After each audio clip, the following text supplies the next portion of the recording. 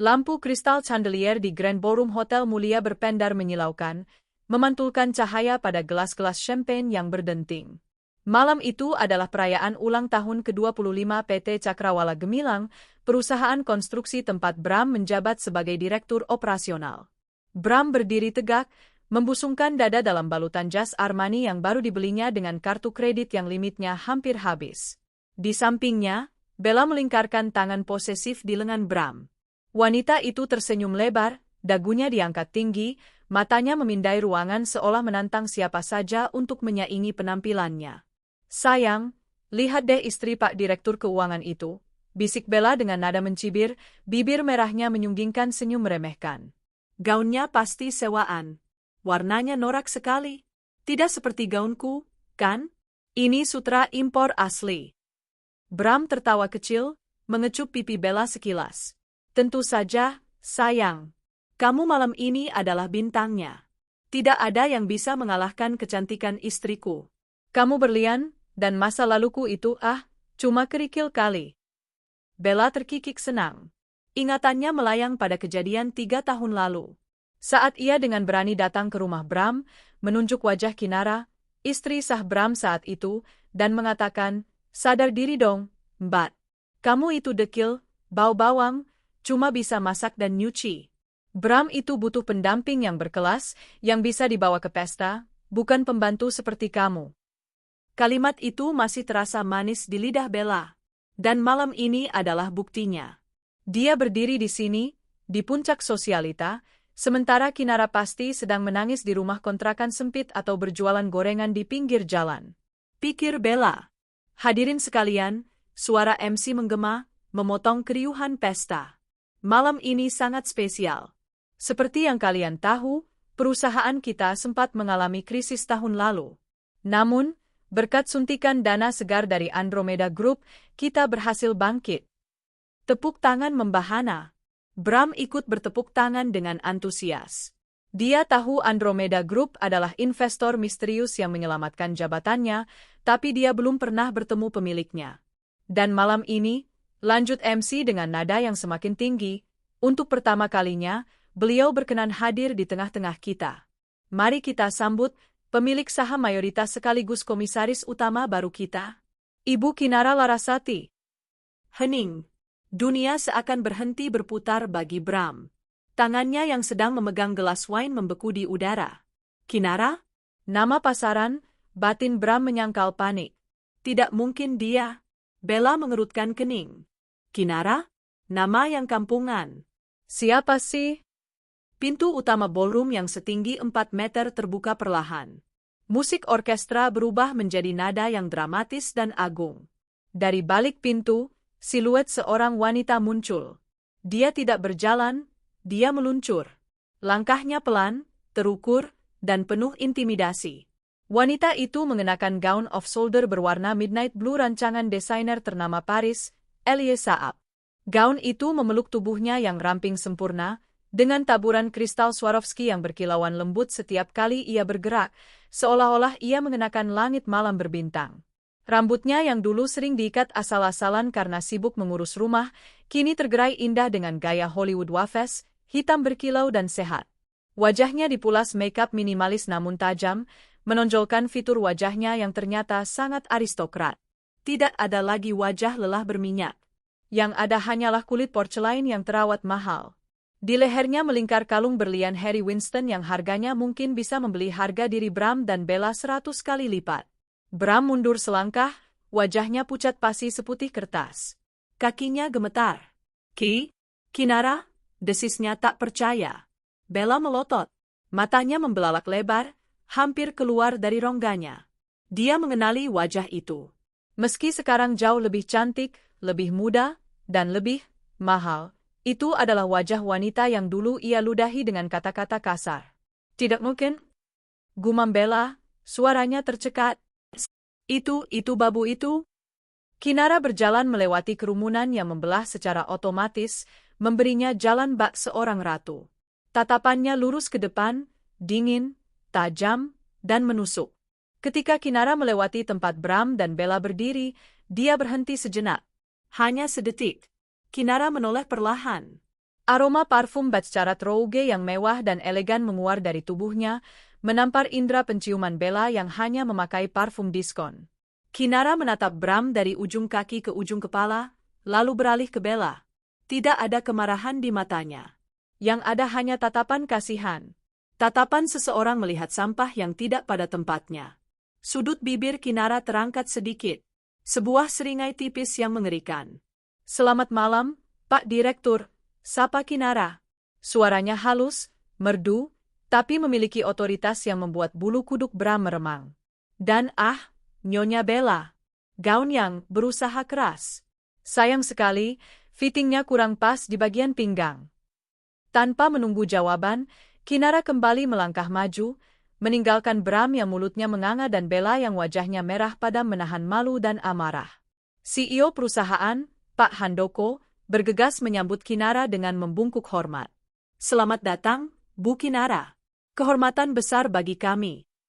"Terima kasih, Pak Handoko," jawab Kinara keras, cukup untuk didengar semua orang yang kini sunyi senyap mengamatinya. "Saya datang untuk memastikan investasi saya dikelola dengan baik.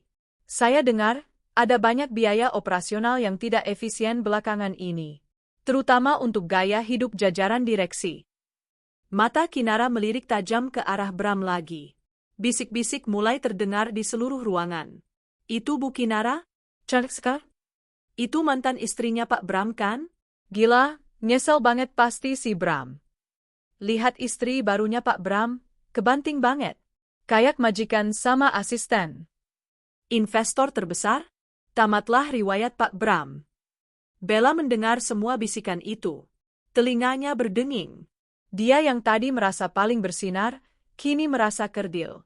Cahaya Kinara terlalu terang, membakar kepercayaan dirinya hingga menjadi abu. Dia ingin lari, ingin sembunyi, tapi kakinya terpaku di lantai marmer yang dingin. Kinara naik ke atas panggung, mengambil mikrofon. Dia berdiri di sana, di bawah sorot lampu utama, tampak begitu memukau dan berkuasa. "Selamat malam semuanya," ucap Kinara. "Nama saya Kinara Larasati. Saya pemegang saham mayoritas baru di perusahaan ini." Dia memberi jeda, membiarkan efek dramatis meresap. "Mulai besok, akan ada perombakan besar-besaran dalam manajemen. Saya tidak mentolerir ketidakmampuan, apalagi masalah etika dan moral. Bagi mereka yang merasa tidak memiliki integritas." Tatapan Kinara menembus kerumunan, mengunci mata Bram yang ketakutan. "Bersiaplah. Karena di bawah kepemimpinan saya, sampah akan dibuang pada tempatnya." Bram merasakan lututnya lemas. Dia hampir jatuh jika tidak berpegangan pada meja. Dia tahu, kalimat itu ditujukan untuknya. Neraka Bram dan Bella baru saja dimulai. Dan iblisnya bukanlah makhluk bertanduk, melainkan bidadari yang dulu pernah dia sia-siakan. Kinara turun dari panggung, disambut riuh tepuk tangan yang jauh lebih keras dari sebelumnya. Dia mengambil segelas wine, lalu berjalan santai menuju pintu keluar, seolah pesta itu tidak selevel dengannya. Saat melewati Bram dan Bella untuk kedua kalinya, Bella yang sudah tidak tahan dengan penghinaan diam ini, memberanikan diri membuka mulut. "Heh, jangan sombong kamu," seru Bella dengan suara bergetar, mencoba terdengar garang namun gagal total. "Paling juga uang hasil simpanan om-om." Suasana hening seketika. Orang-orang menahan napas. Lancang sekali mulut wanita itu. Kinara berhenti. Dia tidak berbalik badan sepenuhnya, hanya menoleh sedikit. Dia tertawa kecil. Tawa yang renyah namun dingin. Kinara memberi isyarat pada asisten pribadinya yang sigap muncul di belakangnya. Asisten itu menyerahkan sebuah kartu nama emas kepada Bella. "Itu kartu nama pengacaraku," kata Kinara tenang. "Dan satu lagi, asal kamu tahu, Bella, uang yang kugunakan untuk membeli perusahaan ini adalah hasil warisan keluarga kandungku yang baru kutemukan setahun lalu, ditambah hasil kerja kerasku membangun bisnis ekspor di Eropa. Aku bukan wanita yang butuh laki-laki untuk bersinar. Berbeda denganmu yang hanya bisa bersinar dengan mencuri lampu orang lain." Kinara mendekatkan wajahnya ke telinga Bella, berbisik pelan namun tajam. "Nikmati pesta terakhirmu, pelakor. Karena besok, suamimu akan pulang dengan surat peringatan, dan kamu akan kembali menjadi tikus yang ketakutan." Dengan kibasan rambut yang anggun, Kinara pergi meninggalkan ballroom, diiringi tatapan kagum dari seluruh tamu dan tatapan hancur dari mantan suami serta istri barunya. Malam itu, di pesta yang seharusnya menjadi panggung bela, Kinara telah mengubahnya menjadi panggung eksekusi mental bagi mereka berdua. Pagi itu, sinar matahari menembus kaca gedung pencakar langit PT Cakrawala gemilang, namun suasana di lantai eksekutif terasa mendung. Sejak kedatangan Kinara di pesta semalam, gosip menyebar lebih cepat daripada api yang membakar hutan kering. Karyawan berkasak kusuk di pantry, di lorong, bahkan di dalam lift. Beneran itu Bu Kinara mantan istrinya Pak Bram? Iya, gila ya, karma itu nyata. Dulu katanya diusir cuma pakai daster, sekarang balik beli perusahaan. Orangnya datang. Pintu lift terbuka. Langkah kaki berirama tegas terdengar. Tuk, tuk. Tuk, Kinara melangkah keluar. Kali ini dia tidak memakai gaun malam, melainkan setelan blazer putih gading Dior yang dipadu dengan celana bahan senada. Rambutnya diikat ponytail rapi, menonjolkan leher jenjang dan anting berlian solitaire yang berkilau di telinganya. Di tangannya, dia menenteng tas Hermes Birkin kulit buaya yang harganya setara dengan gaji Bram selama 2 tahun. Selamat pagi, Bu Kinara. Sapa resepsionis dengan gugup, membungkuk hampir 90 derajat. Kinara tersenyum tipis, tidak sombong tapi penuh jarak. Selamat pagi. Siapkan ruang rapat direksi dalam 10 menit. Saya ingin semua direktur hadir. Tanpa terkecuali. Bapak? Sementara itu, di ruangannya, Bram sedang menenggak aspirin ketiganya pagi itu. Kepalanya pening bukan main. Semalam dia dan Bella bertengkar hebat sepulang dari pesta. Bella histeris, melempar barang-barang, dan menuduh Bram tidak becus melindunginya dari penghinaan Kinara. Bram, yang juga syok, tidak bisa berkata apa-apa selain diam. Sekarang, dia harus menghadapi wanita itu lagi. Tapi kali ini bukan sebagai mantan suami, melainkan sebagai bawahan yang nasibnya di ujung tanduk. Pintu ruangannya diketuk. Sekretarisnya masuk dengan wajah pucat. Pak Bram, ditunggu Ibu Komisaris Utama di ruang rapat. Sekarang. Bram menelan ludah yang terasa pahit. Dia merapikan dasinya dengan tangan gemetar, lalu berjalan menuju ruang eksekusinya. Ruang rapat itu hening mencekam. AC yang disetel 18 derajat Celcius terasa membekukan tulang.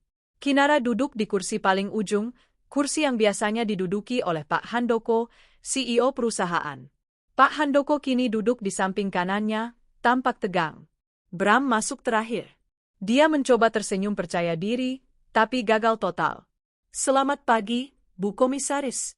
Pak Handoko, sapa Bram canggung. Kinara tidak menjawab sapaannya. Dia hanya melirik jam tangan Patek Philippe-nya.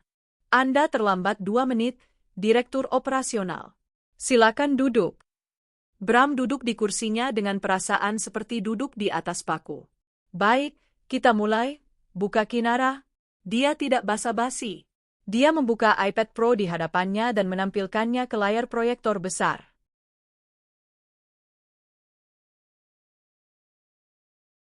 Saya sudah mereview laporan keuangan dan operasional 3 tahun terakhir.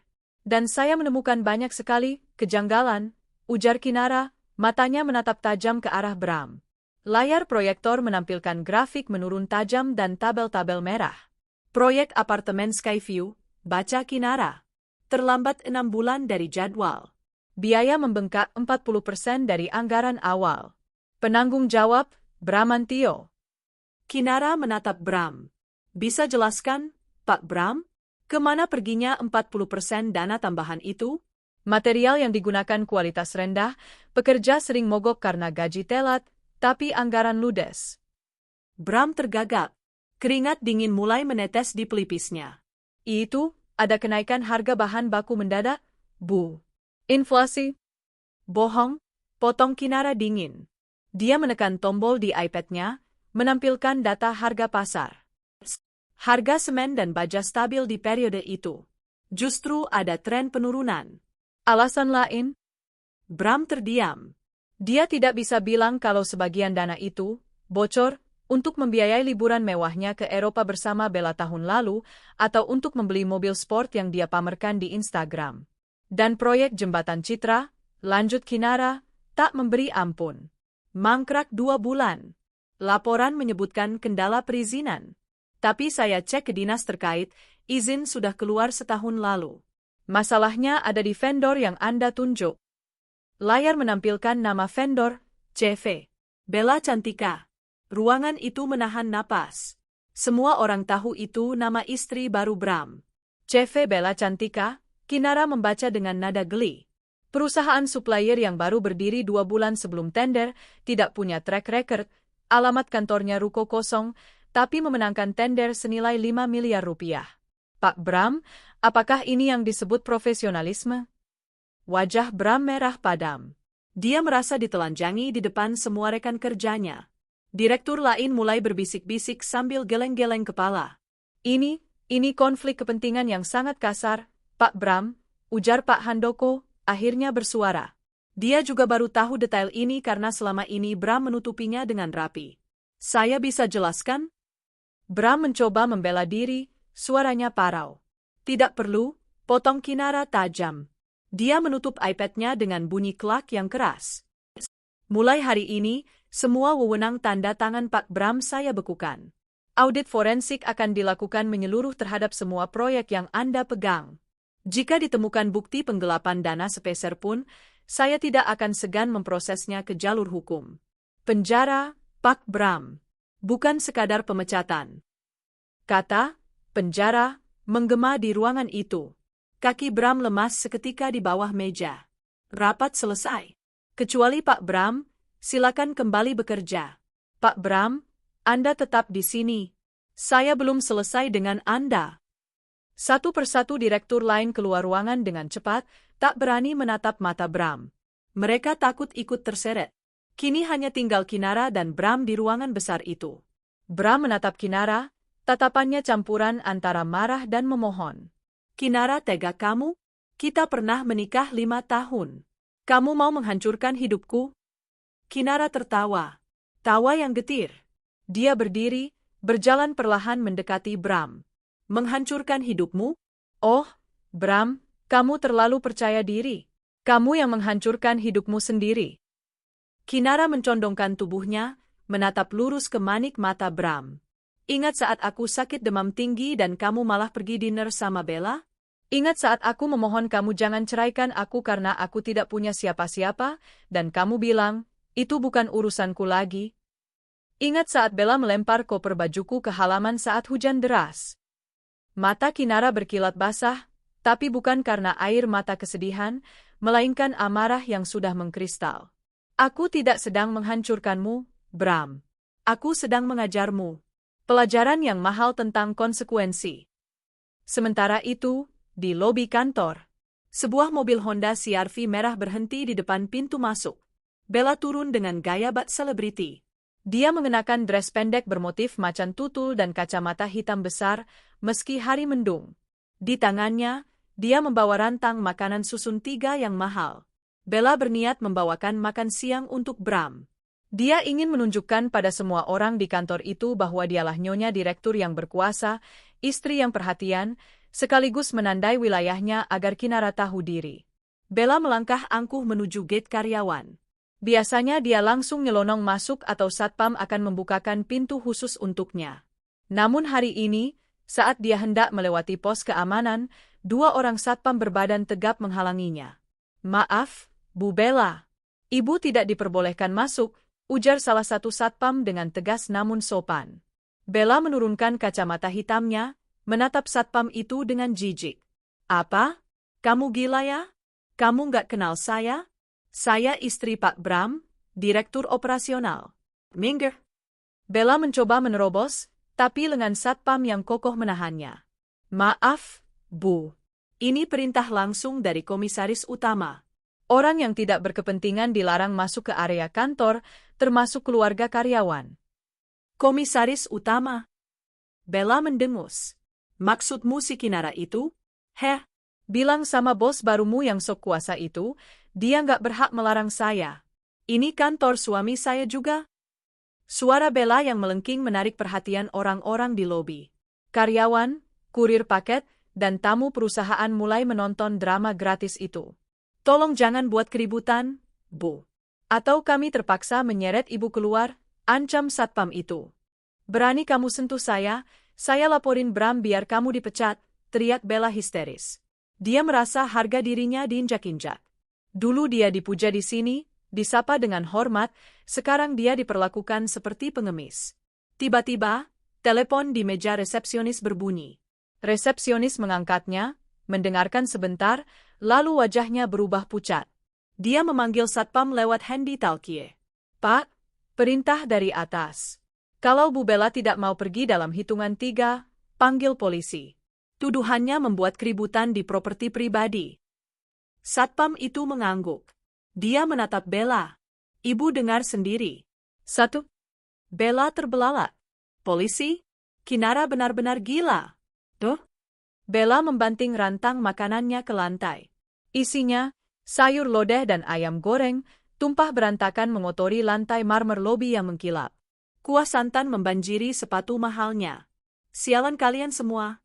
Tunggu pembalasanku, teriak Bella sambil memungut tasnya dan lari terbirit-birit keluar gedung, diiringi tatapan mencemooh dan tawa tertahan dari para penonton.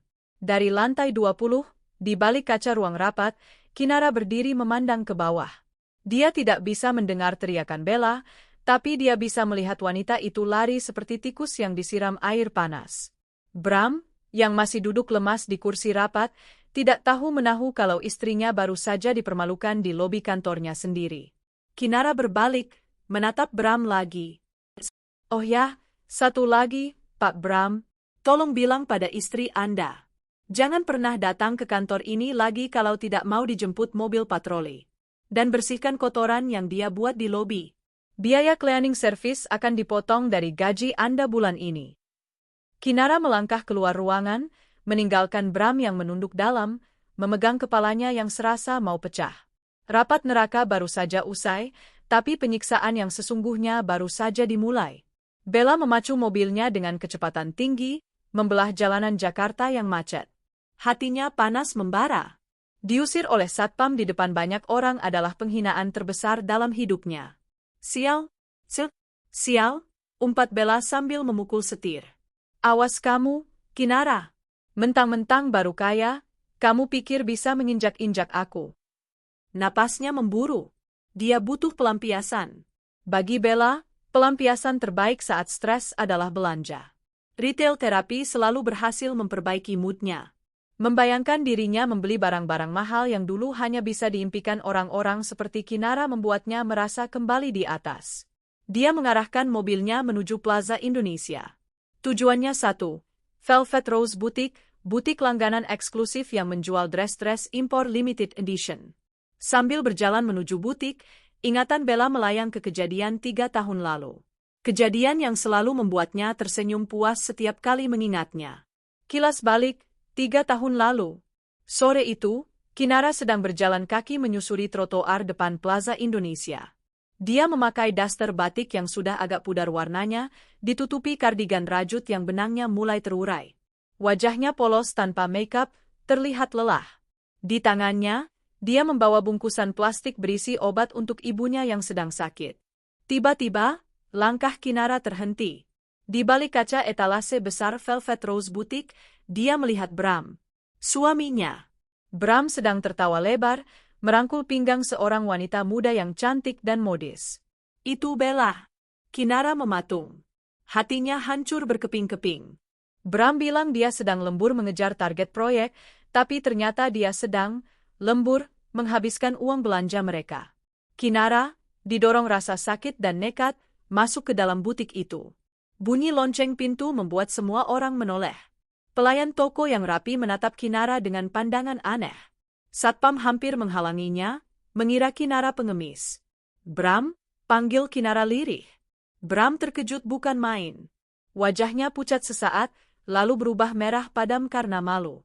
Bella, di sisi lain, menatap Kinara dengan tatapan jijik yang tak ditutup-tutupi. Ngapain kamu di sini? Desis Bram kasar. Bikin malu saja. Lihat penampilanmu. Mas, kamu bilang lembur? Ibu sakit, Mas. Kita butuh uang untuk tebus obat, tapi kamu malah. Kinara tak sanggup melanjutkan kata-katanya saat melihat Bella menenteng paperbag besar. Bella maju selangkah, mengibaskan rambutnya yang wangi. Dia menatap Kinara dari ujung rambut ke ujung kaki. Duh, Mbak. Tolong ya, jangan bawa bau bawang ke dalam butik mahal ini. Kasihan baju-baju di sini jadi terkontaminasi. Bella mengambil sebuah dress sutra dari gantungan. Lihat ini, Mbak. Gaun ini harganya 15 juta. Setara uang belanja kamu setahun kali ya? Bram itu butuh wanita yang bisa diajak ke pesta, yang wangi, yang cantik. Bukan yang kucel kayak kamu. Bram tidak membela Kinara. Dia malah menarik tangan Bella. Sudah, sayang. Jangan diladeni. Yuk kita bayar. Tapi Mas... Kinara mencoba meraih tangan Bram. Bram menepisnya kasar hingga Kinara terhuyung dan hampir jatuh menabrak manekin. Pulang sana. Nanti aku transfer sisa-sisa uang rokokku. Jangan bikin keributan di sini. Kinara menangis dalam diam, diusir secara halus oleh satpam toko karena dianggap mengganggu kenyamanan pelanggan VIP.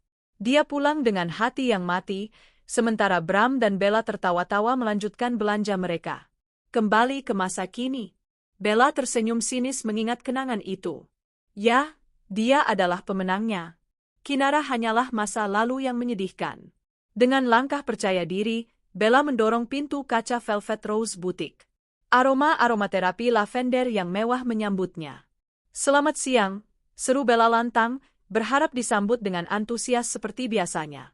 Biasanya, manajer toko akan langsung lari menyambutnya dan menawarinya minuman. Namun hari ini, suasana butik terasa aneh. Hening. Beberapa pelayan yang sedang menata baju menoleh, lalu saling berbisik dengan wajah panik. Tidak ada yang datang menyambutnya. Bella mengerutkan kening. Halo? Pelayanannya kok jadi lemot begini? Mana manajer Rina? Saya mau lihat koleksi Spring Summer terbaru. Seorang pelayan muda memberanikan diri mendekat dengan ragu-ragu. Maaf, Bu Bella. Bu Rina sedang ada di belakang. Panggil dia.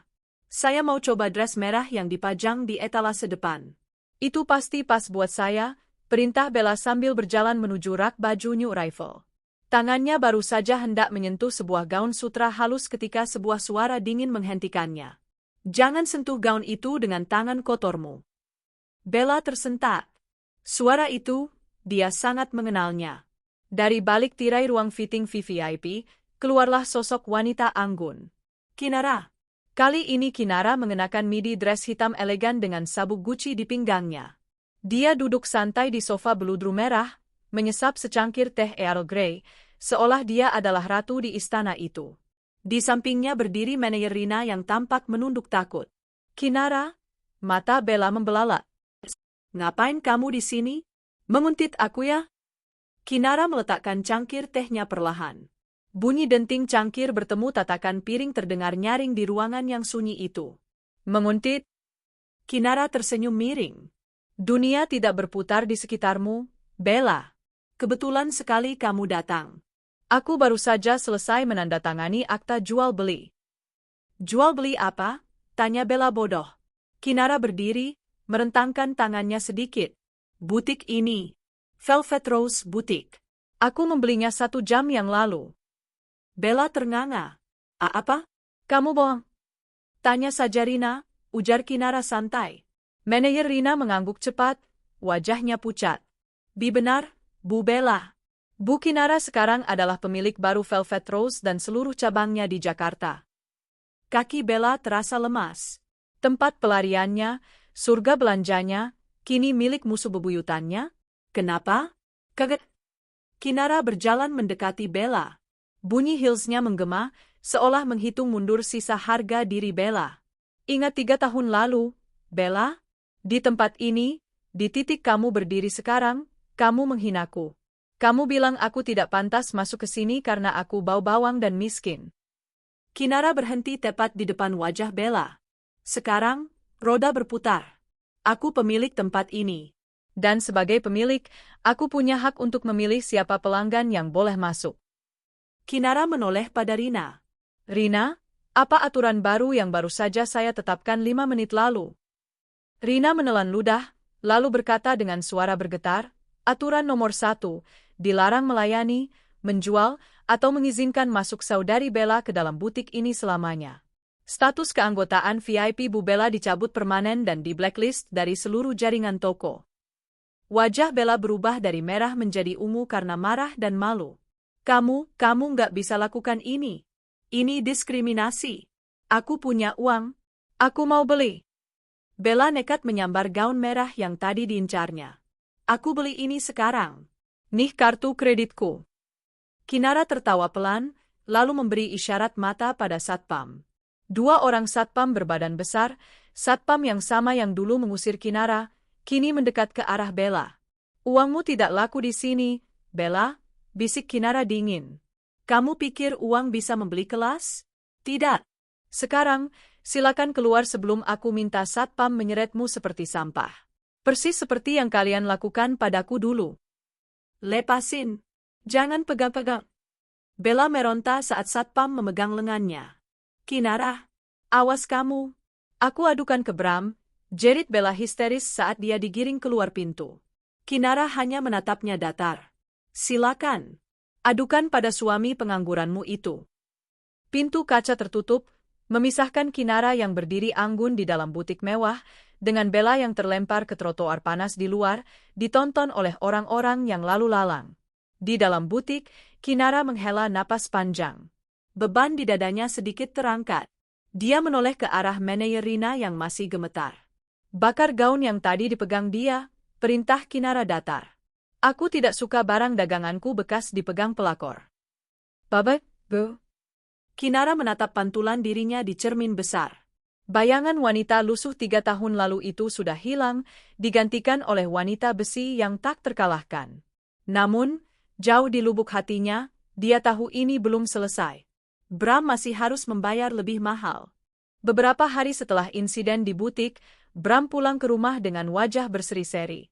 Ini adalah pemandangan langka belakangan ini, mengingat posisinya di kantor sedang di ujung tanduk karena audit Kinara. "Sayang, bersiaplah," seru Bram pada Bella yang sedang cemberut di sofa, membolak-balik majalah mode lama. Bella menoleh malas. "Bersiap apa? Kita sudah nggak punya uang buat shopping, kan? Kartu kredit kamu limit, mobil dinas ditarik kantor. Kita mau kemana? Makan di warteg." "Bukan." Bram duduk di samping Bella, menggenggam tangannya. "Aku dapat kesempatan emas. Besok ada jamuan makan siang dengan Mr. Pierre, investor properti raksasa dari Prancis. Dia sedang mencari mitra lokal untuk proyek resort di Bali." Bella mengerutkan kening. "Terus apa hubungannya sama aku?" Mr. Pierre ini suka suasana kekeluargaan. Dia membawa istrinya. Jadi, Pak Handoko menyuruh semua direksi membawa pasangan. "Ini kesempatanku, Bel. Kalau aku bisa memenangkan hati Mr. Pierre dan mendapatkan kontrak ini, Kinara nggak akan bisa memecatku. Posisiku akan aman karena aku membawa profit besar bagi perusahaan." Mata Bella langsung berbinar. "Serius? Jadi aku bisa tampil lagi?" "Iya. Dan kamu harus tampil secantik mungkin, sekelas mungkin. Tunjukkan kalau kamu istri direktur yang pantas mendampingi orang penting.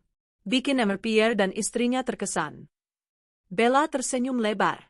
Ambisinya menyala kembali. Ini panggungnya. Dia akan membuktikan bahwa dia jauh lebih baik dari Kinara dalam hal menjamu tamu kelas atas. Kinara mungkin punya uang sekarang, tapi Bella yakin dia punya charm. "Tenang saja, Mas. Serahkan padaku. Aku akan buat istri bule itu nempel sama aku. Besok kita makan di mana?" "Le Chateau. Restoran Prancis paling mahal di Jakarta Selatan." Keesokan harinya, di Le Chateau. Restoran itu bernuansa klasik Eropa dengan taplak meja putih bersih, peralatan makan perak murni, dan pelayan berseragam rapi yang bergerak tanpa suara. Musik klasik mengalun lembut. Bram dan Bella datang lebih awal. Bella mengenakan gaun satin berwarna fuchsia mencolok dengan belahan dada rendah. Dia merasa seksi, tapi di tempat seelegan ini, penampilannya justru terlihat taki dan berlebihan. Bram memakai jas terbaiknya yang tersisa. Tak lama kemudian, rombongan tamu datang. Pak Handoko masuk lebih dulu, diikuti oleh pasangan suami istri bule yang terlihat sangat berwibawa. Dan di belakang mereka, Kinara. Kinara tampil memukau dengan dress selutut berwarna champagne yang sopan namun sangat mewah. Rambutnya disanggul modern. Dia berjalan sambil berbincang akrab dengan istri Mr. Pierre. Bram dan Bella berdiri kaku. Kenapa dia ada di sini juga? Desis Bella panik. Dia komisaris utama, pemilik perusahaan. Jaga sikapmu, bisik Bram tegang. Kinara melihat mereka, tersenyum tipis, lalu mengarahkan tamu ke meja VVIP yang sudah disiapkan. Perkenalkan, ini Bramantio, direktur operasional kami, dan istrinya. Bella, ujar Pak Handoko memperkenalkan. Kinara menambahkan dengan bahasa Prancis yang sangat fasih. Voci Monsieur Bramantio, et Safene. Ils sont impatients de vous rencontrer. Ini Tuan Bramantio dan istrinya. Mereka sudah tidak sabar bertemu Anda. Mr. Pierre menyalami Bram. Enchanté. Bram hanya bengong, lalu mengangguk-angguk kaku. Yes, nice to meet you. Bella, ingin terlihat akrab, langsung menyela dan menjabat tangan istri Mr. Pierre dengan dua tangan, mengguncangnya antusias. Halo, madam. You look so beautiful. I am Bella. Nice dress. Suaranya terlalu keras untuk restoran fine dining. Istri Mr. Pierre, Madame Sophie, tersenyum sopan namun sedikit menarik tangannya mundur. Merci. Mereka semua duduk. Kinara duduk di seberang Bella, tepat di samping Mr. Pierre. Kinara mendominasi percakapan sejak awal, membahas tren properti Eropa dan apresiasi seni dalam bahasa Prancis yang mengalir lancar. Bram dan Bella seperti patung yang tidak mengerti apa-apa. Mas, mereka ngomong apa sih? Bisik Bella kesal. Mana aku tahu. Diam saja dan senyum, balas Bram. Pelayan datang membawakan menu. Menu di Le Château tertulis sepenuhnya dalam bahasa Prancis tanpa gambar. Bella membuka buku menu dengan bingung. Dia tidak mengerti satu kata pun. Escargots de Bourgogne? Foie gras poêlé? Apa ini? Pelayan berdiri di samping Bella. Sudah siap memesan, madam? Bella panik. Dia tidak mau terlihat bodoh. Dia melirik Kinara yang sedang menutup buku menunya dengan anggun. Aku pesan yang paling mahal dan paling recommended di sini, ujar Bella sok tahu pada pelayan. Buat saya dan suami saya. Pelayan itu mengangkat alis sedikit, menahan senyum. Baik, madam. Escargots untuk pembuka, dan choc au vin untuk menu utama. Ya, terserah. Yang penting enak dan mahal, jawab Bella tak sabar. Kinara memesan dengan spesifik. Pour moi, salade nichoise sans olives, as il faut plate. Et salmon en papillote. Makanan pembuka datang. Escargots, siput, yang disajikan dengan cangkangnya, lengkap dengan penjepit khusus dan garpu kecil bermata dua. Mata Bella melotot melihat siput di piringnya. Dia jijik, tapi dia sudah terlanjur pesan, yang paling mahal. Dia melihat orang lain mulai makan. Kinara dengan luwes menjepit cangkang siput dengan alat penjepit di tangan kiri dan mencungkil dagingnya dengan garpu di tangan kanan, lalu memakannya dengan anggun. Bella mencoba meniru. Dia mengambil penjepit, tapi tangannya licin. Tring! Penjepit itu terlepas dari tangannya dan membentur piring dengan suara nyaring. Semua orang di meja menoleh. Maaf, licin. Bella tertawa garing. Wajah Bram memerah. Bella mencoba lagi. Kali ini dia berhasil menjepit cangkangnya. Tapi saat dia menusukkan garpu dengan tenaga berlebih, cangkang siput itu melesat loncat dari jepitan. Plung! Cangkang siput berminyak bawang putih itu mendarat tepat di dalam gelas wine milik Madame Sophie. Cipratan wine merah menodai gaun putih bersih Madame Sophie. Hening. Suasana di meja itu membeku seketika. Madame Sophie terkesiap, melihat noda merah menyebar di dadanya. Bella ternganga. Oh my God. Aduh, sorry banget. Bella panik, mengambil serbet makannya, napkin, yang sudah kotor bekas lipstik, dan dengan bodohnya mencoba mengelap dada Madame Sophie. No, don't. Madame Sophie menepis tangan Bella dengan kaget. Tindakan Bella sangat tidak sopan dan melanggar batas personal. Bram memijat pelipisnya. Tamat sudah. Kinara, yang sejak tadi tenang, segera bertindak. Dia memanggil pelayan dengan isyarat tangan yang elegan. Tolong bawakan air soda dan handuk bersih segera, perintah Kinara tenang.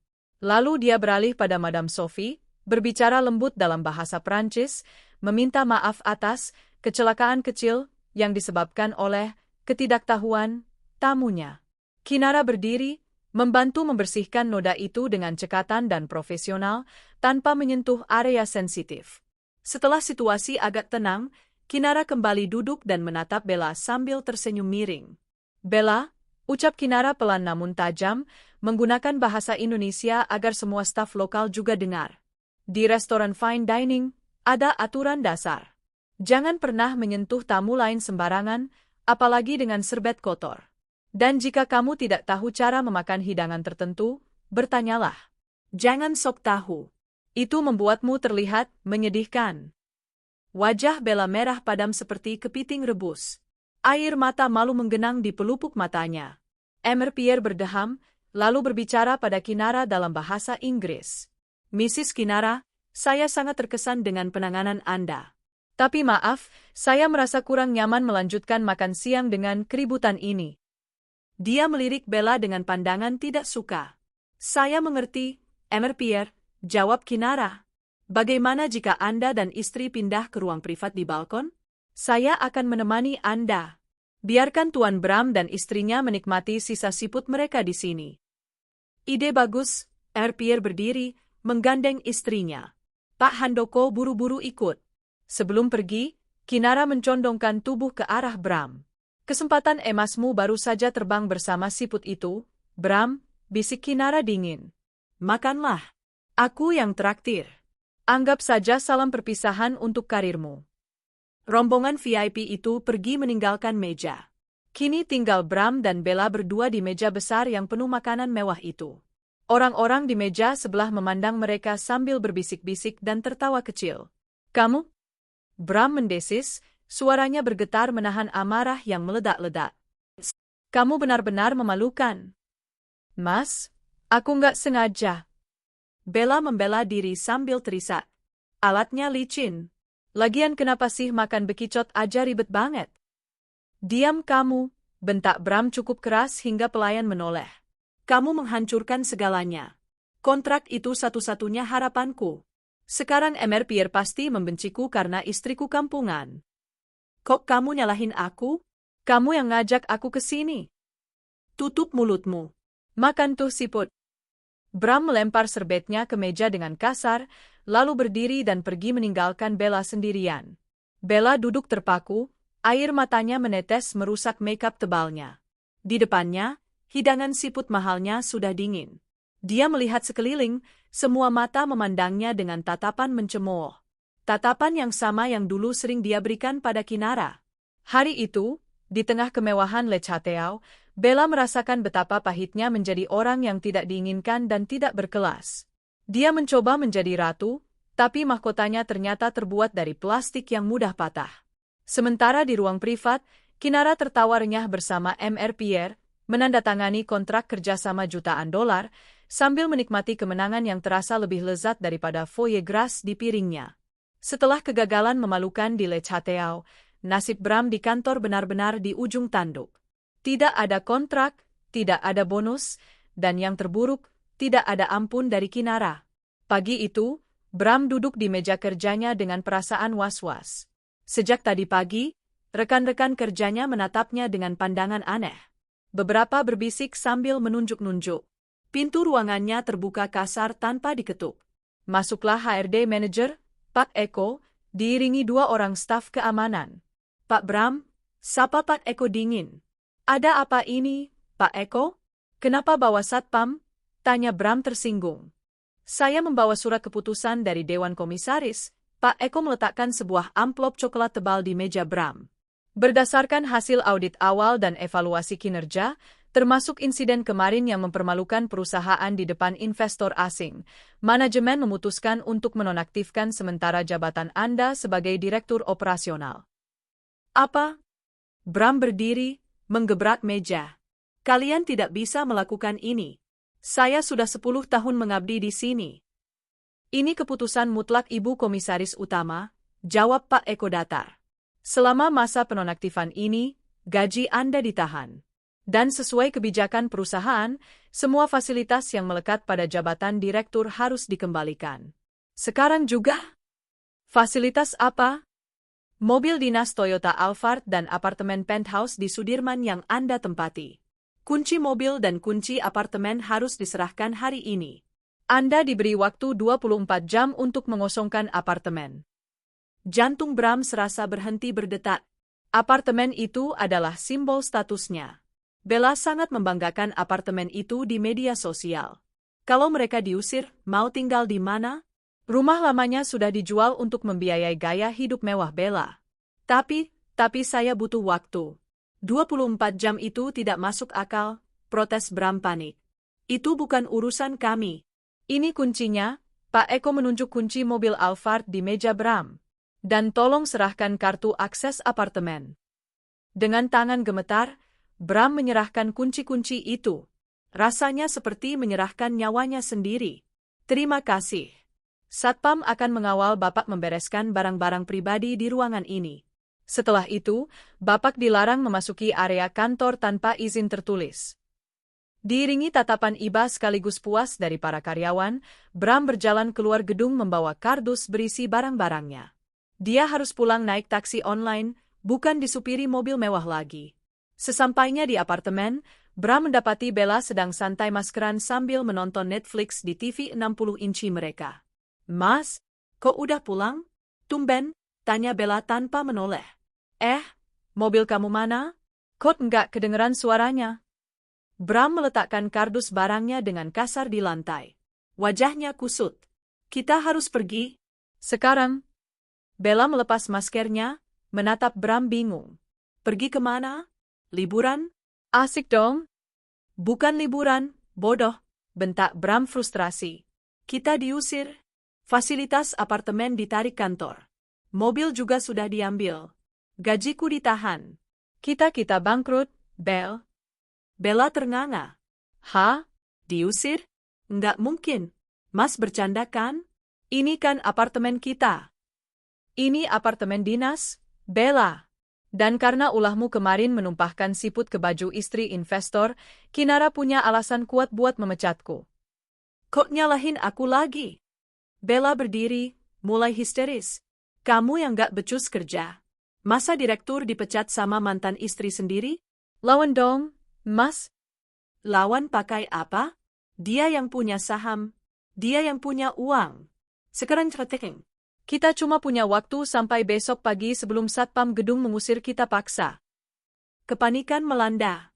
Bella menangis meraung-raung sambil melempar baju-baju brandednya ke dalam koper. Aku nggak mau pindah. Aku nggak mau tinggal di kontrakan jelek. Teman-teman sosialitaku gimana? Mau taruh di mana muka aku? Pikirkan itu nanti. Sekarang yang penting kita punya atap buat tidur malam ini. Mereka berkemas dengan kacau. Barang-barang mewah yang dulu dibeli dengan sombong, kini diseret-seret keluar dengan menyedihkan. Karena mobil sudah tidak ada, mereka harus memesan taksi box untuk mengangkut barang. Tetangga apartemen yang elit menatap mereka dengan heran.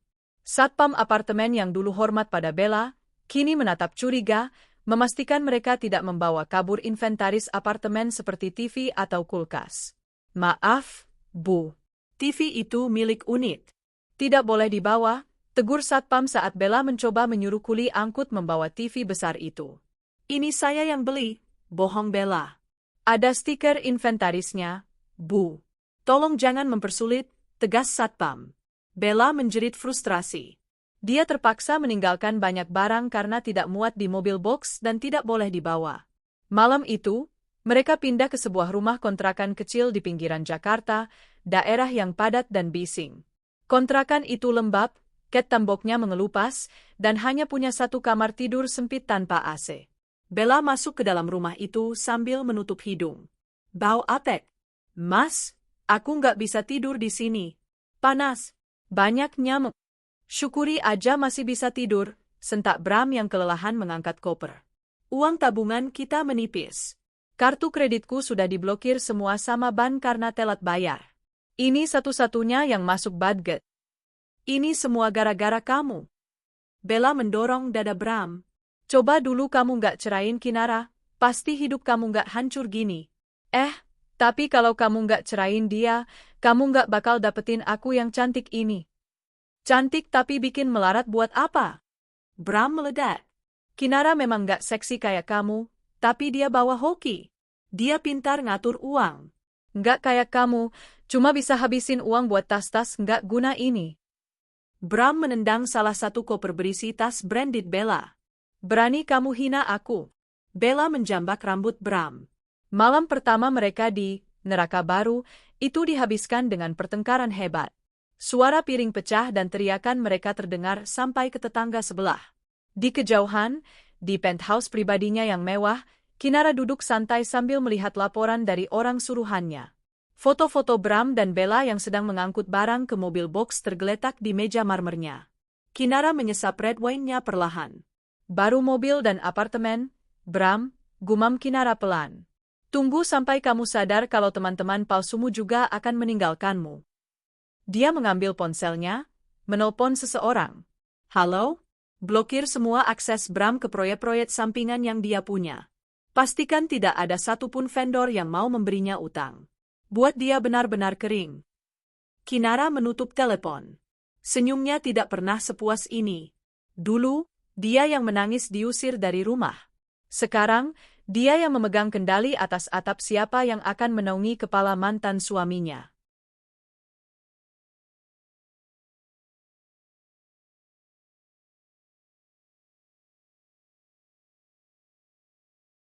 Bel, aku pulang.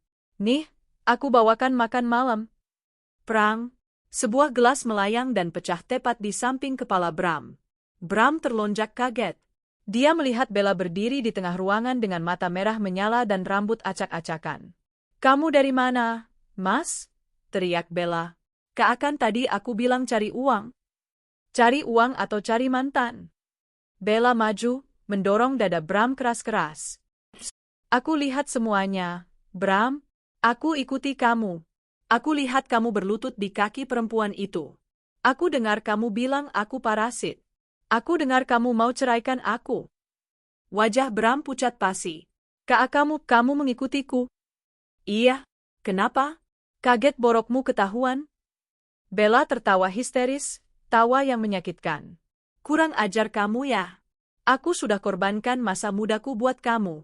Aku tinggalkan keluargaku yang gak setuju sama kamu. Dan sekarang, pas kita susah, kamu mau buang aku demi balik ke janda kaya itu? Laki-laki macam apa kamu? Terus aku harus apa, Bella? Bram balas berteriak, emosinya meledak. Kita butuh uang. Kamu nggak bisa bantu apa-apa. Kamu bisanya cuma nuntut. Mas beli token, Mas minta skincare, Mas kepanasan. Kamu pikir uang turun dari langit? Aku ngemis ke Kinara itu buat siapa?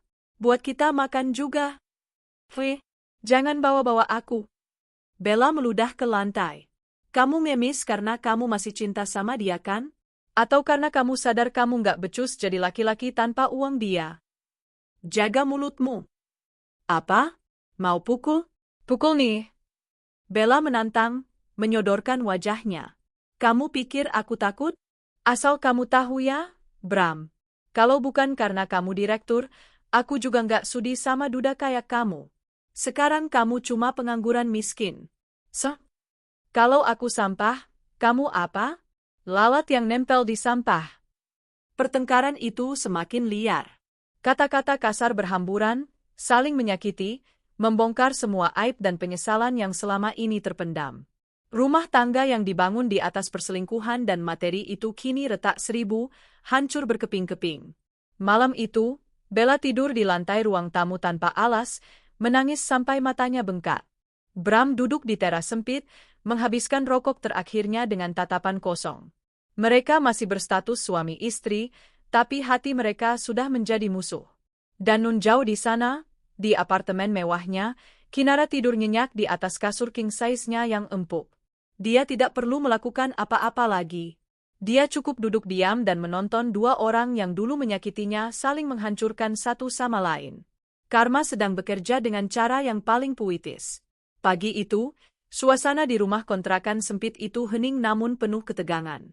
Bella dan Bram tidak saling bicara sejak pertengkaran hebat semalam. Bella duduk di pojok, mengunyah roti tawar tanpa selai dengan wajah cemberut.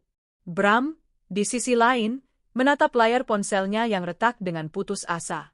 Ayolah, angkat, siapa Kate? Gumam Bram, mencoba menghubungi semua kontak lama yang mungkin masih punya hati. Namun hasilnya nihil. Nomornya sepertinya sudah menjadi nomor keramat yang dihindari semua orang. Tiba-tiba, ponsel Bram bergetar. Sebuah panggilan masuk dari nomor tidak dikenal. Jantung Bram berdegup kencang. Debt collector? Atau Hapan? Dengan tangan gemetar, dia mengangkatnya. Halo? Halo? Apa kabar Pak Bram? Masih ingat saya? Saya Rudy, mantan vendor logistik di proyek Cakrawala tahun lalu. Bram mengerutkan kening, mencoba mengingat. Oh, Pak Rudy? Ya. Ada apa, Pak? Saya dengar Bapak sedang istirahat dari kantor ya? Suara di seberang sana terdengar ramah, namun penuh maksud. Begini, Pak. Saya ada proyek kecil-kecilan tapi butuh orang yang paham lapangan seperti Bapak. Ini proyek renovasi gudang logistik swasta. Nilainya lumayan, sekitar 500 juta. Tapi deadline-nya mepet, 2 minggu harus kelar. Saya butuh mitra yang bisa handle operasionalnya. Mata Bram langsung berbinar. Proyek 500 juta.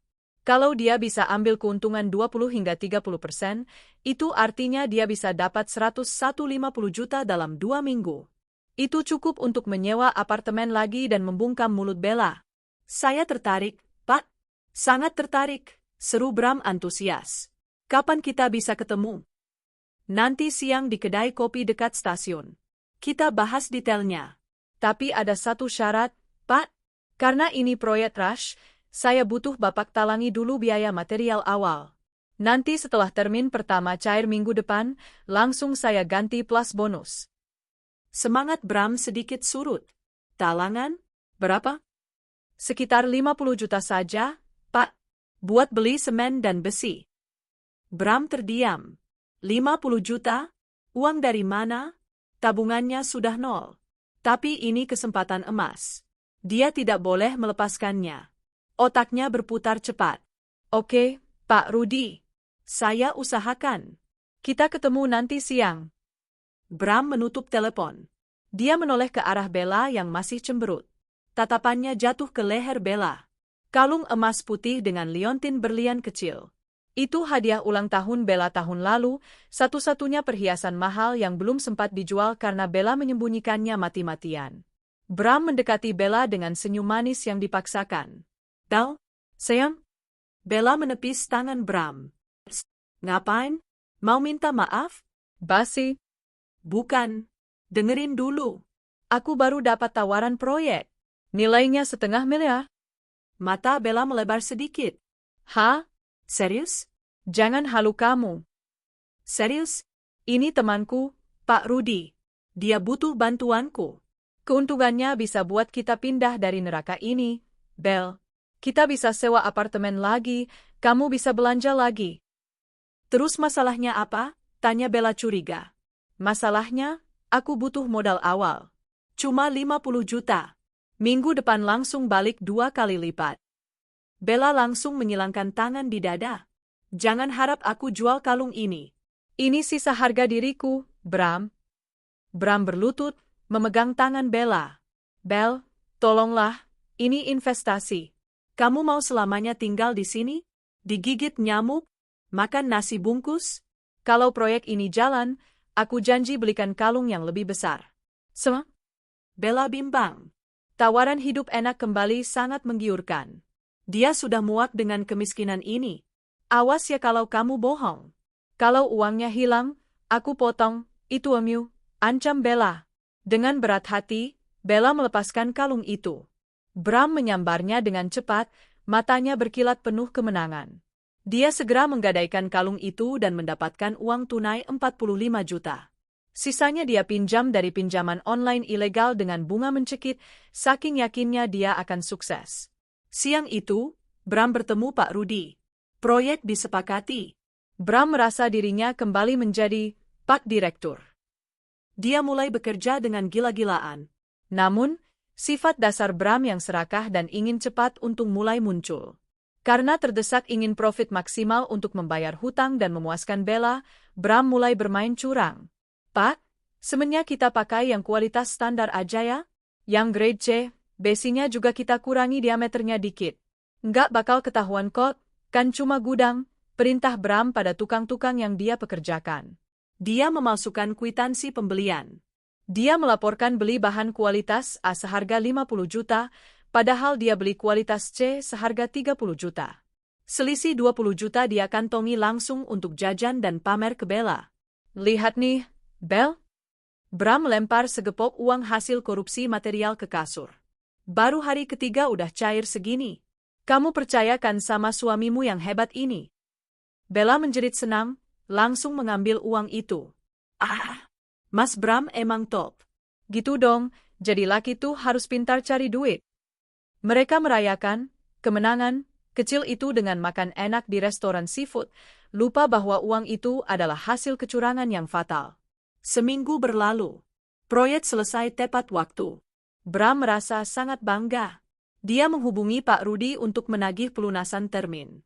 Halo, Pak Rudi. Gudang sudah beres. Kapan pelunasan cair? Saya mau ambil ceknya.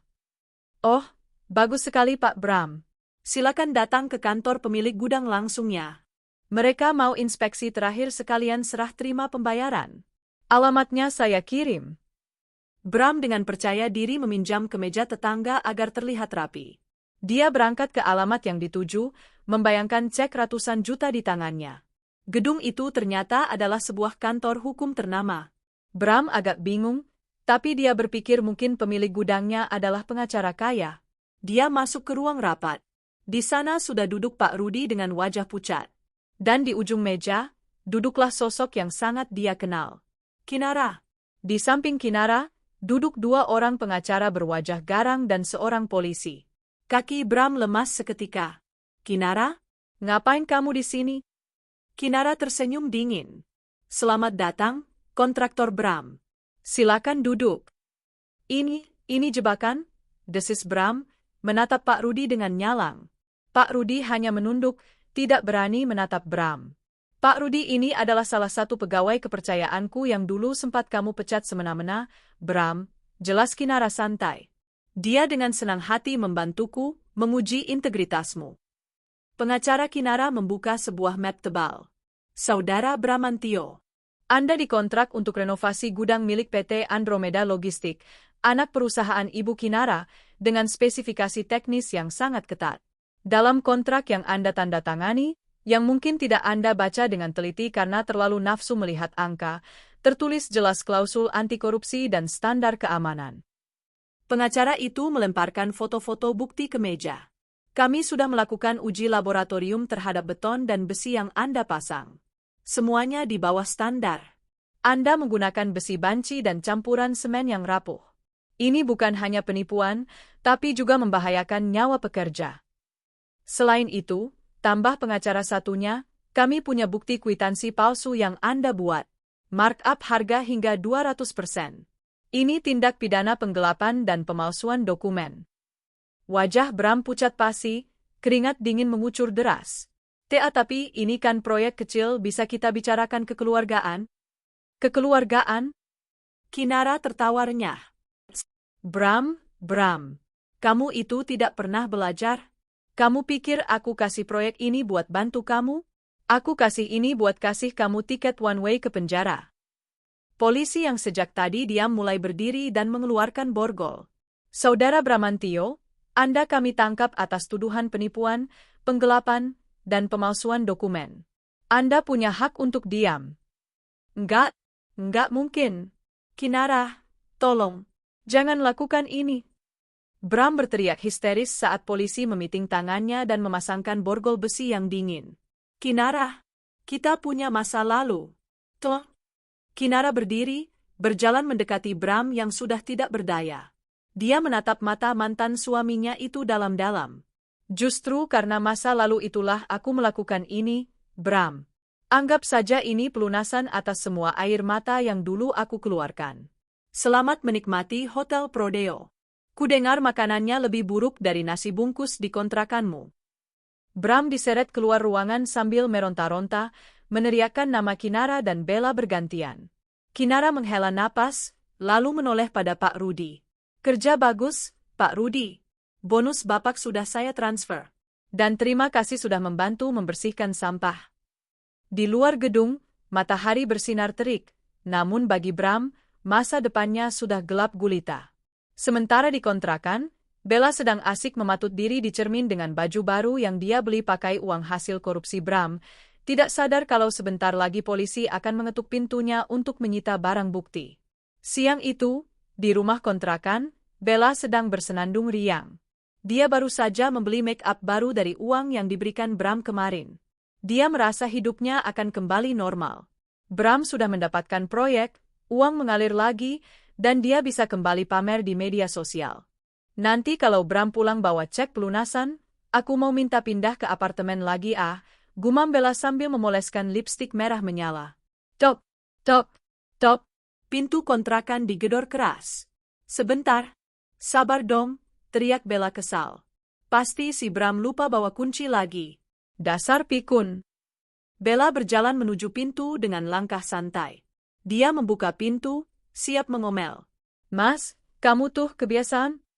Kalimat Bella terhenti di tenggorokan.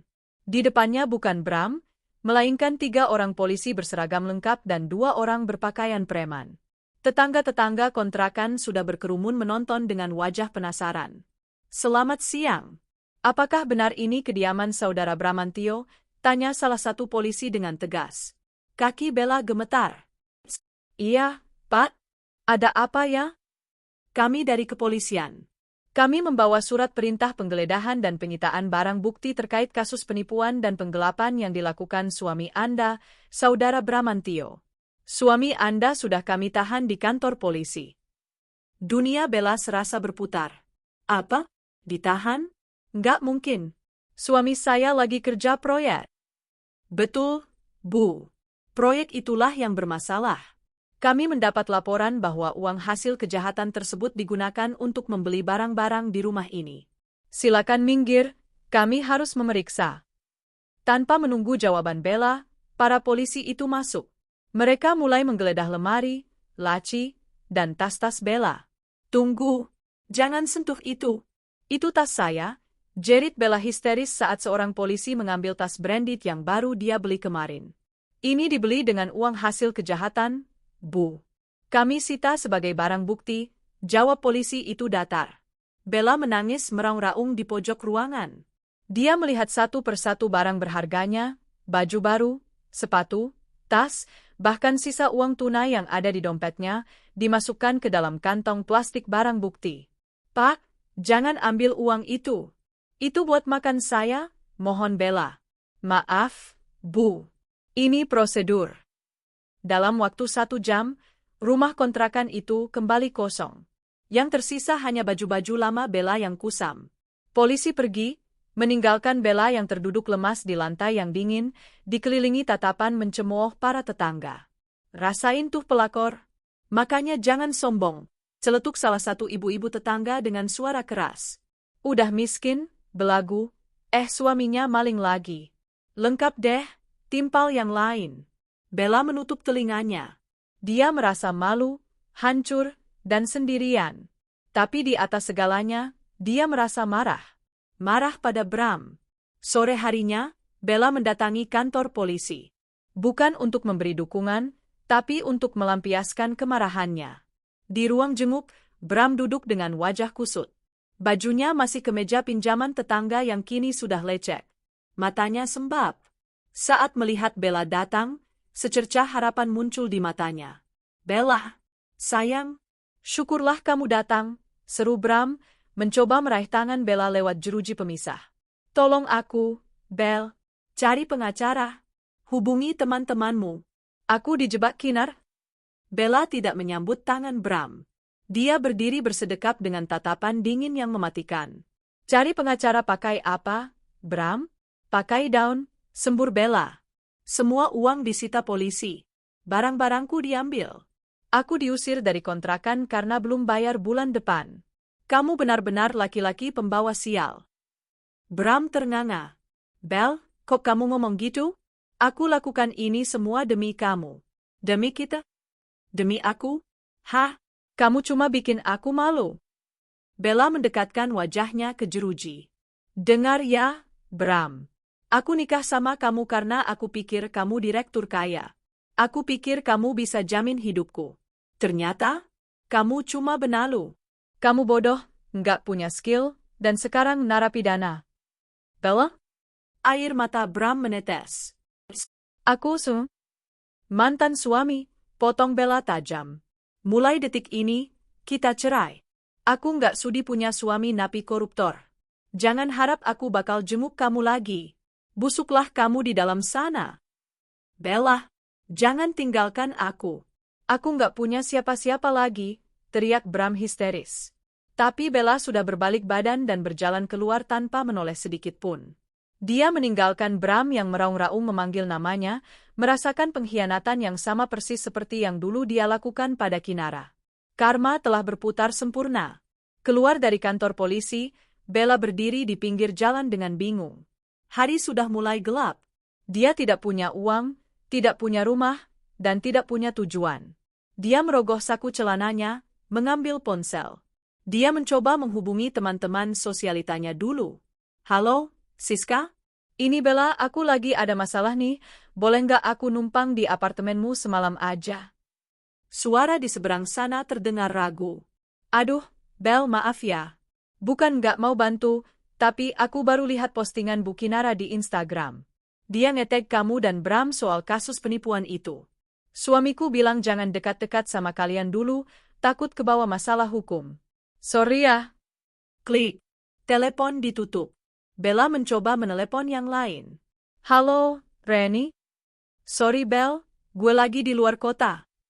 Tutup. Halo, Desi? Nomor yang Anda tuju sedang sibuk. Tidak ada satupun yang mau menolongnya. Kinara benar-benar telah menutup semua pintu. Pengaruh Kinara di lingkaran sosialita ternyata sangat kuat. Siapapun yang membantu Bella akan dianggap musuh oleh Kinara, dan tidak ada yang berani mengambil risiko itu. Perut Bella berbunyi nyaring. Dia lapar. Dengan langkah gontai, Bella berjalan tak tentu arah. Dia melihat lowongan pekerjaan di sebuah toko baju kecil di pasar. Mbak, butuh pegawai ya? Tanya Bella pada pemilik toko, mencoba tersenyum manis. Ibu pemilik toko menatap Bella dari atas ke bawah. Iya, bisa angkat-angkat barang berat? Bisa setrika? Gajinya 50.000 sehari, makan sendiri. Bella terbelalak. Hah? 50.000? Buat beli boba aja kurang, Bu. Saya ini biasa kerja di butik mahal loh. Ya kalau biasa di butik mahal ngapain lamar di pasar? Udah sana, jangan halangin jalan, usir ibu itu. Bella berjalan lagi dengan hati dongkol. Harga dirinya yang masih setinggi langit membuatnya sulit menerima kenyataan. Malam semakin larut. Bella akhirnya terdampar di sebuah taman kota yang sepi. Dia duduk di bangku taman, memeluk lututnya yang kedinginan. Dia melihat ke seberang jalan. Di sana ada sebuah layar besar Videotron yang menayangkan iklan apartemen mewah milik Andromeda Group. Di layar itu, terpampang wajah Kinara yang cantik dan anggun, tersenyum memegang segelas wine, dengan tulisan besar, "Success is the best trade." Bella menatap wajah itu dengan benci, iri, sekaligus putus asa. 3 tahun lalu, dia merasa menang karena berhasil merebut Bram. Dia pikir dia telah mengambil raja dari tangan Kinara. Malam ini, dia sadar, Bram bukanlah raja. Kinaralah yang membuat Bram terlihat seperti raja. Dan tanpa Kinara, Bram hanyalah pion yang tidak berharga. Dan Bella? Dia hanyalah pemain bodoh yang membuang ratu demi mendapatkan pion yang kini sudah hancur. Hujan rintik-rintik mulai turun. Bella tidak punya tempat berteduh. Dia meringkuk di bangku taman, menangis sendirian di tengah kota Jakarta yang kejam, sementara bayang-bayang masa lalu menghantuinya. Dia teringat saat dia mengusir Kinara dari rumah saat hujan deras dulu. Ya Tuhan, inikah rasanya? Isak Bella pelan. Tapi tidak ada yang menjawab. Hanya suara klakson mobil dan deru hujan yang menemaninya jatuh ke titik nadir. 1 tahun kemudian. Suasana di Telangham, Jakarta malam itu begitu meriah. Ballroom utama didekorasi dengan bunga-bunga putih segar yang didatangkan langsung dari Belanda. Tamu-tamu undangan yang hadir adalah treme de la treme, pejabat tinggi, selebriti papan atas, dan taipan bisnis. Malam ini adalah peluncuran perdana Kinara Foundation, sebuah yayasan amal yang didirikan oleh Kinara Larasati untuk membantu perempuan korban kekerasan rumah tangga dan pemberdayaan ekonomi wanita. Kinara berdiri di tengah panggung, tampak lebih bercahaya dari sebelumnya. Dia mengenakan gaun kebaya modern berwarna emas karya Anna Avanti yang membalut tubuhnya dengan sempurna. Senyumnya tulus, memancarkan kedamaian dan kekuatan. Di sampingnya, berdiri seorang pria tampan dengan tubuh tegap dan mata yang teduh. Adrian, seorang pengusaha tambang sukses yang juga menjadi donatur utama yayasan ini. Tangan Adrian menggenggam tangan Kinara dengan lembut namun protektif. "Terima kasih atas kehadiran kalian semua," ucap Kinara di depan mikrofon, suaranya mantap. "Yayasan ini saya dedikasikan untuk masa lalu saya. Untuk air mata yang pernah jatuh, dan untuk kekuatan yang lahir dari rasa sakit. Saya ingin setiap wanita tahu bahwa mereka berharga, dan kehancuran bukanlah akhir, melainkan awal dari kebangkitan." Tepuk tangan membahana. Adrian menatap Kinara dengan penuh kekaguman. Dia tahu sejarah kelam Kinara, dan justru itulah yang membuatnya jatuh cinta. Bukan karena hartanya, tapi karena ketangguhan jiwanya. "Kamu luar biasa malam ini," bisik Adrian setelah mereka turun panggung. "Terima kasih, Adrian. Terima kasih sudah selalu mendukungku," balas Kinara. Mereka berjalan menyapa tamu. Di salah satu sudut, Pak Handoko, mantan bos Bram yang kini menjadi salah satu direktur di perusahaan Kinara, mengangkat gelas. "Ibu Kinara, selamat." "Oh ya, saya baru dapat kabar dari tempat lama," ujar Pak Handoko hati-hati. "Kabar apa, Pak?" tanya Kinara santai. "Soal Bramantio. Dia divonis 5 tahun penjara. Dan karena dia tidak sanggup bayar denda, masa tahanannya ditambah. Kudengar dia sering sakit-sakitan di dalam sana karena stres berat." Kinara terdiam sejenak. Tidak ada rasa senang yang meluap-luap, juga tidak ada rasa sedih. Hanya rasa lega bahwa keadilan telah ditegakkan. "Semoga itu cukup memberinya waktu untuk merenung," jawab Kinara singkat. Baginya, Bram sudah menjadi sejarah yang tak perlu dikenang lagi. Sementara itu, di sebuah warung makan Tegal, warteg, yang panas dan pengap di pinggiran Jakarta Timur, seorang wanita dengan rambut dikuncir asal-asalan sedang mencuci tumpukan piring kotor di belakang. Tangannya yang dulu halus dan rutin manicure, kini kasar, pecah-pecah, dan bau sabun colek. Wajahnya berminyak, tanpa makeup sedikit pun. Lingkaran hitam di bawah matanya terlihat jelas. "Itu Bella." "Heh, Bella? Jangan ngelamun. Itu piring di meja 4 belum diangkat," teriak pemilik warteg, seorang ibu-ibu gemuk yang galak. "Iya, Bu, sebentar," jawab Bella lemas. Suaranya serak. Bella mengangkat tumpukan piring kotor dengan langkah gontai. Saat dia melewati meja pelanggan, matanya tertuju pada televisi kecil yang menyala di pojok warung. Berita infotainment sedang menayangkan liputan eksklusif dari Telangham. Malam penuh inspirasi bersama Kinara Larasati, pengusaha wanita tersukses tahun ini, yang baru saja dilamar oleh kekasihnya, Adrian Kusuma, konglomerat tambang. Di layar TV, terlihat Kinara tertawa bahagia, memamerkan cincin berlian di jari manisnya, dipeluk oleh Adrian. Mereka tampak seperti pasangan sempurna dari negeri dongeng. Prang! Piring-piring di tangan Bella jatuh berantakan ke lantai. Semua pelanggan menoleh dan memarahinya. "Oh, kalau kerja yang bener dong. Mbak, hati-hati kek. Berisik tau." Pemilik warteg langsung menjewer telinga Bella. "Dasar ceroboh. Kamu ganti rugi itu piring. Potong gaji." Bella tidak merasakan sakit di telinganya. Rasa sakit di hatinya jauh lebih menyiksa. Dia menatap layar TV dengan pandangan kosong. Air matanya menetes, bercampur dengan keringat. Dia melihat Kinara yang dulu dia hina, kampungan, kini menjadi ratu yang sesungguhnya. Sementara dia, yang dulu merasa ratu, kini hanyalah pelayan warteg yang dibentak-bentak setiap hari. Andai saja. Isak Bella pelan, memunguti pecahan piring dengan tangan gemetar hingga berdarah. Andai saja aku tidak serakah, andai saja aku tidak jahat. Penyesalan itu datang terlambat, sangat terlambat. Waktu tidak bisa diputar kembali. Kecantikannya sudah pudar dimakan stres dan kemiskinan. Masa depannya suram. Kembali ke Telangham. Kinara berjalan keluar menuju balkon, menikmati angin malam Jakarta. Adrian menyusulnya, memakaikan jasnya ke bahu Kinara. Sedang memikirkan apa? Tanya Adrian. Kinara menatap langit malam yang penuh bintang. Dia menarik napas panjang, menghirup udara kebebasan yang manis. Tidak ada, jawab Kinara tersenyum. Aku hanya sadar satu hal. Balas dendam terbaik bukanlah menghancurkan musuh dengan tangan sendiri. Tapi dengan menjadi begitu bahagia dan sukses, hingga keberadaan mereka tidak lagi relevan dalam hidup kita. Kinara menatap lampu-lampu kota di bawah sana. Di suatu tempat di kerlip lampu itu, ada Bram yang mendekam di balik jeruji, dan Bella yang menangisi nasibnya. Kinara menutup mata, melepaskan sisa-sisa dendam terakhirnya. Dia sudah menang. Kemenangan yang mutlak. Ayo pulang, ajak Kinara pada Adrian. Ke rumah? Ya. Ke rumah kita? Mereka berjalan bergandengan tangan, meninggalkan masa lalu yang kelam, melangkah menuju masa depan yang terang benderang.